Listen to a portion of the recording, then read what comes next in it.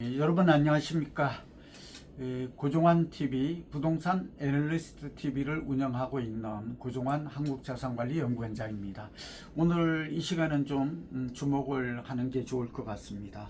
왜냐하면 정부가 9월 초에 부동산 대책을 발표했다고 하는데 아마도 9월 7일 그 일요일에 발표가 되는 것으로 언론을 통해서 지금 알려져 있습니다.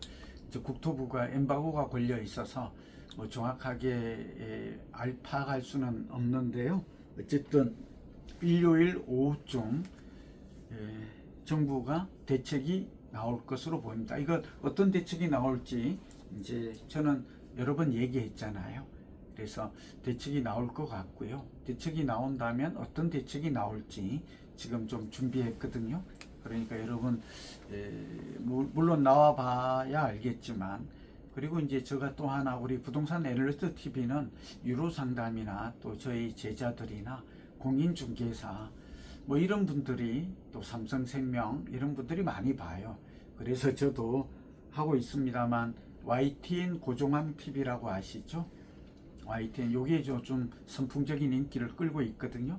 여러분 유튜브에 고종환 TV 이렇게 치면 YTN 고종환 TV가 나오거든요.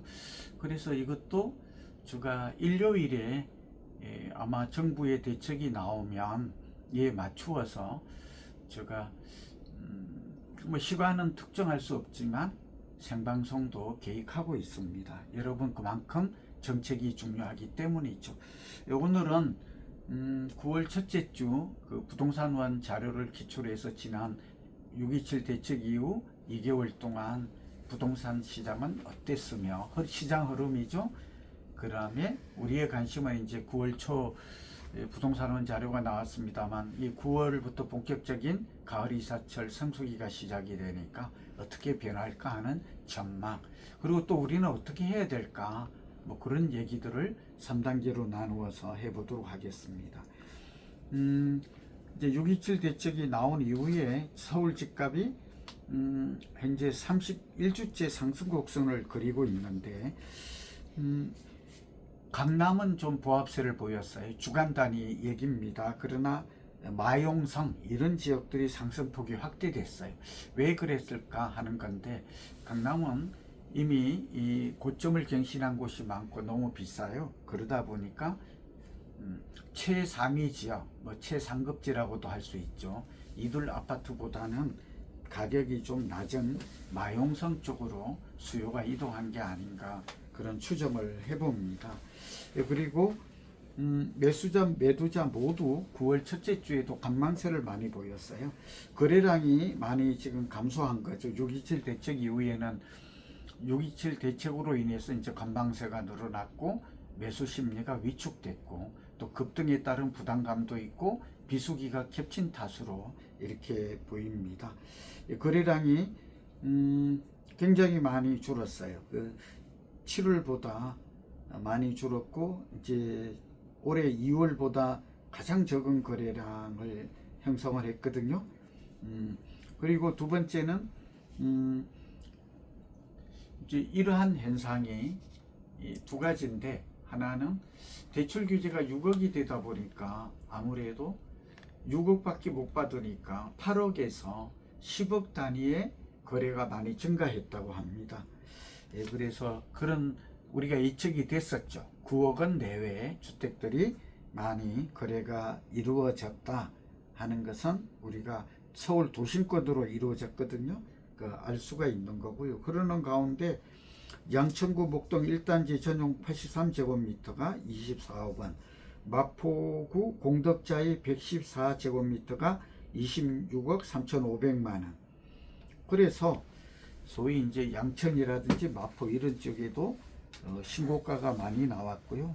성남, 분당, 광명, 과천, 안양, 동안 이런 인기 지역에도 상승률이 비교적 높게 나타났습니다. 지방 같은 경우에는 부산과 울산이 전세 가격이 좀 오르고 회복 조짐이 좀 나타나고 있습니다. 오늘 주제입니다. 그러면 앞으로 부동산 경기는 9월 이후에 어떻게 될 것인가 전망이 궁금하시죠? 지금 바로 해보겠습니다. 전망을 하기 위해서는 변수라고 그러죠. 변화 요인을 잘 봐야 됩니다. 저는 오늘 4개 내지 5개 변수를 가지고 여러분과 함께 요점 위주로 얘기를 해보고자 합니다. 9월에 영향을 가장 많이 미칠 변수는 역시 정책입니다. 앞서 잠깐 설명드린 대로 9월 7일 날 지금 예정이 되어 있는 것으로 저도 그렇게 언론을 통해서 알고 있는데, 일요일에 대책이 나온다면 이 정책이 이 9월 시장의 향방을 결정짓는 가장 큰 주요 변수로 영향을 미칠 것 같습니다. 지금으로 보면 한 서너 개 카테고리가 있는데, 첫 번째 카테고리는 모든 관심사가 공급입니다.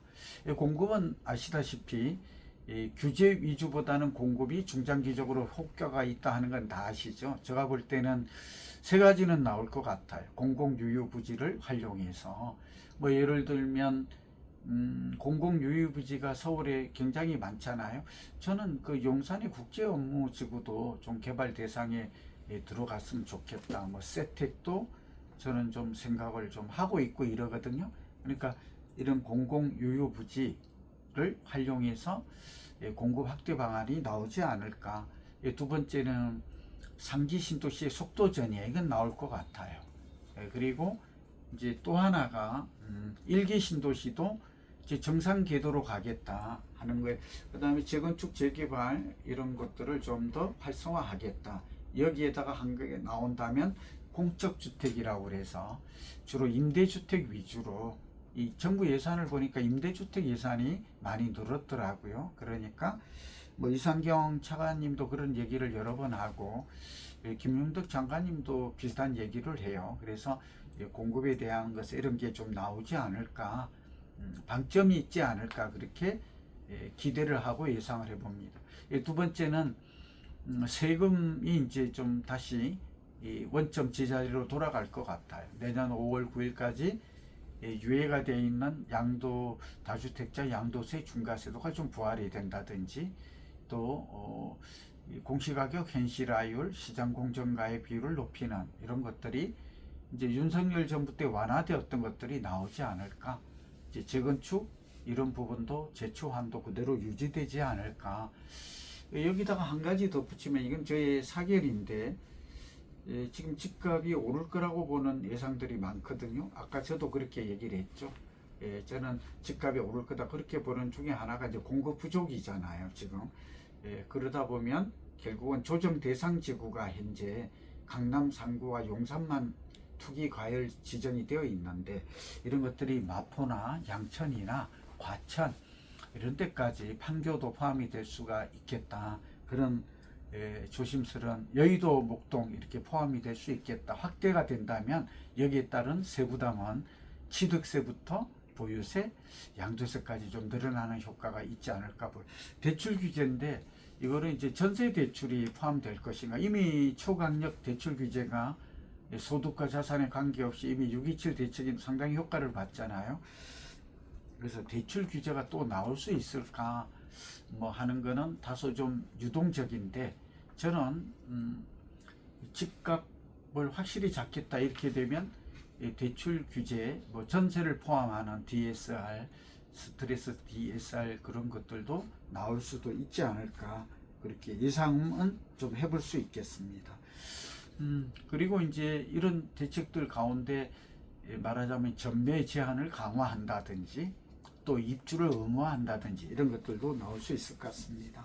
자, 그럼 결론, 정책 외에 첫 번째가 정책이고, 이제 두 번째 금리와 유동성을 봐야 됩니다. 지금은 기준금리가 2.5죠. 그리고 대출금리는 이제 3% 후반에서 4%로 이렇게 주담대 금리가 되어 있습니다. 신용대출은 조금 높아요.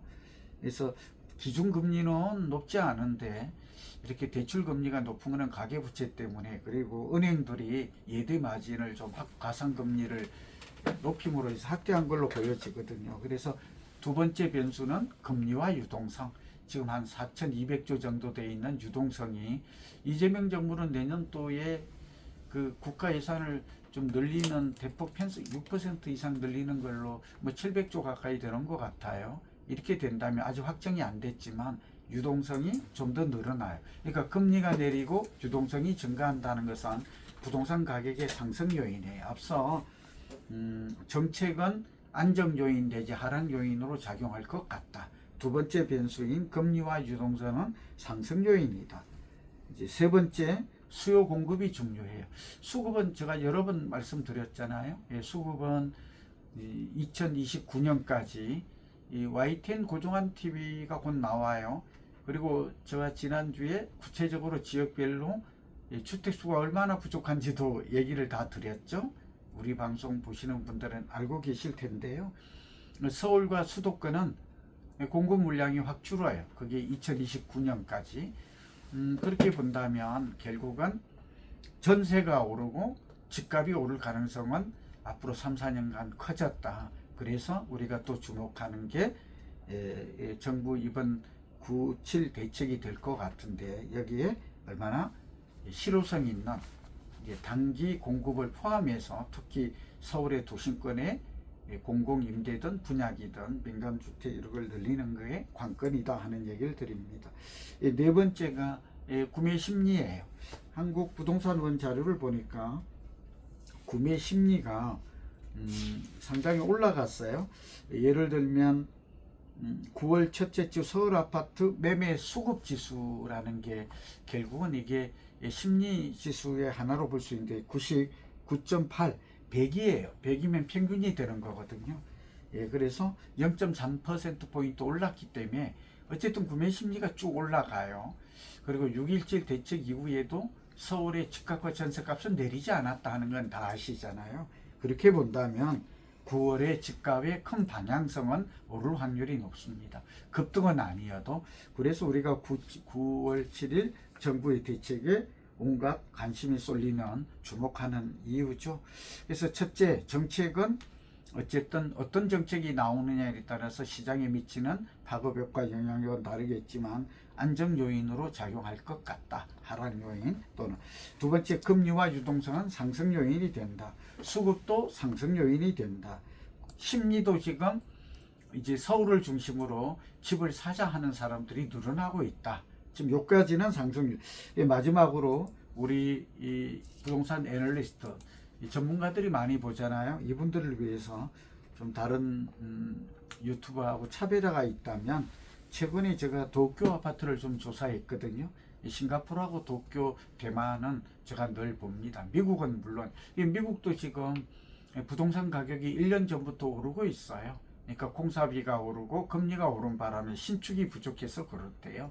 그러니까 미국도 뉴욕이나 대도시 중심으로 해서 우리말로는 슈퍼스타 시티라고 하죠. 가격이 오르고 있다는 것은 제가 여러 번 말씀드렸고요.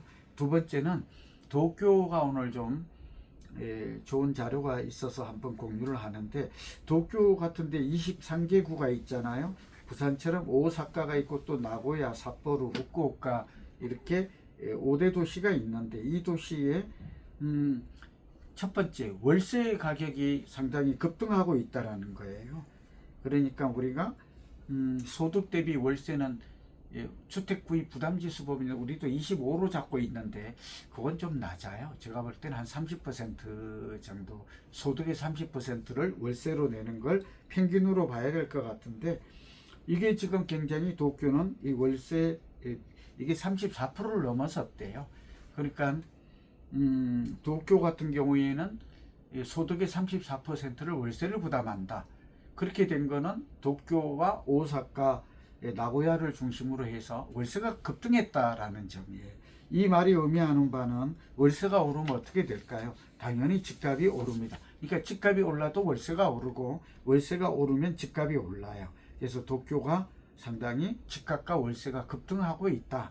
뭐 이런 것들이 최근에 기사로 나왔고 뭐 이런 것들은 상당히 우리 시장에도 유사한 형태 사이클 모습이 나타나지 않을까 저는 그렇게 봅니다. 그리고 특히 주목해야 될 게 우리하고 비슷해요. 여러 번 얘기했지만 도심의 고가 아파트가 밀집된 도쿄의 미나토구, 지요다구 이거 여러분 들어보셨죠? 최근에 오르는 게 신축이 오르다가 구축이 많이 오른대요. 이게 한 채당 뭐 가격이 2억엔, 그러니까 20억이 넘었다. 일본은 본래 맨션이라고 그래서 우리 아파트를 맨션이라고 하는데 이런 문화가 아닌 거거든요. 그러니까 조금 다르게 봐야 돼요. 우리는 아파트에 쏠림 현상 선호도가 높잖아요. 이걸 좀 감안하셔서 들으시고요. 신축 아파트가 공급이 준에서 너무 올랐대요. 도쿄도. 그러다 보니까 수요가 구축으로. 이 말은 앞으로 우리의 전략과 관련해서 이제 그걸 본다면 도쿄는 2024년부터 올랐기 때문에 2년째 오르고 있는 것. 미국은 1년째 오르고 있고 도쿄는 2년째 올라요. 싱가포르는 계속해서 꾸준히 오르고 있고요. 대만도 그렇거든요. 반도체 효과로 이제 각 나라마다 오르는 이유는 약간씩 다른데, 결론, 우리나라 부동산 9월 중심으로 서울은 오를 가능성이 높아요. 그 변수는 5가지 변수를 주목해라. 첫째, 정리하면 이 9월 7일 날 나올 것으로 예상이 되는 정부 대책. 두 번째는 금리와 유동성. 이는 같이 봐도 돼요. 이거는 상승 요인. 그 다음에 수급도 상승 요인, 전세가 오르고.